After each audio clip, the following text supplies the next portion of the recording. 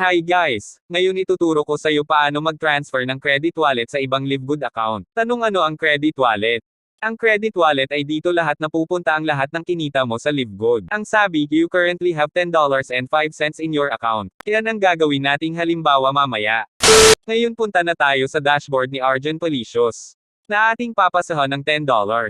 E-click lang ang tatlong guhit na nasa taas. Hanapin lang ang My Earnings at pindutin ito. Sa nakikita nyo walang credit wallet na nakalagay. Patunay na walang laman ang credit wallet ni Arjen Policios. Lalabas lang ang credit wallet pag kumita ka or may nang balato sa'yo. Ngayon punta na tayo sa dashboard ni Mary Ann Bazas na may laman ang credit wallet. E-click lang ang tatlong guhit na nasa taas. Hanapin lang ang My Earnings at pindutin ito. Sunod pindutin ang credit wallet para sa gagawing transaction. Dito makikita natin may tatlong hakbang na kailangan sundin na bawal sa mga tamad. Step 1, select user or credit type. Mag-scroll down ka lang. May pagpipilian ka kung find existing user or create new user. Siyempre pipiliin natin ang find existing user.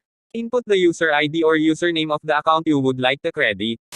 Ang ID at username ay makikita sa My Info ng ating account. Ngayon nalagyan na natin ang kinakailangan.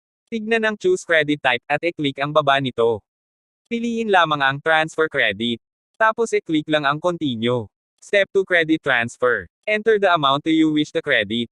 Sa transfer amount ilagay kung magkano ang ibalato mo. Tapos i-click lang ang continue.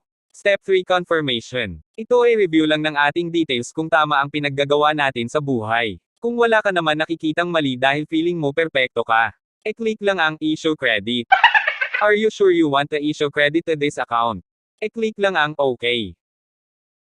Tagumpay. Credit successfully issued. Sa nakikita nyo 5 cents na lang natira sa credit wallet ni Mary Ann Bazas.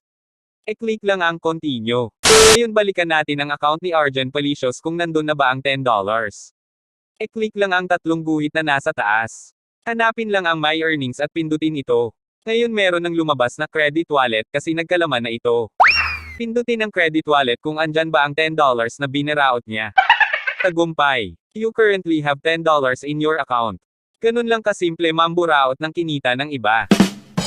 Additional info. E-click ang credit log na inyong nakikita. Dito nakalagay ang lahat ng transaction na ginawa nyo sa inyong account.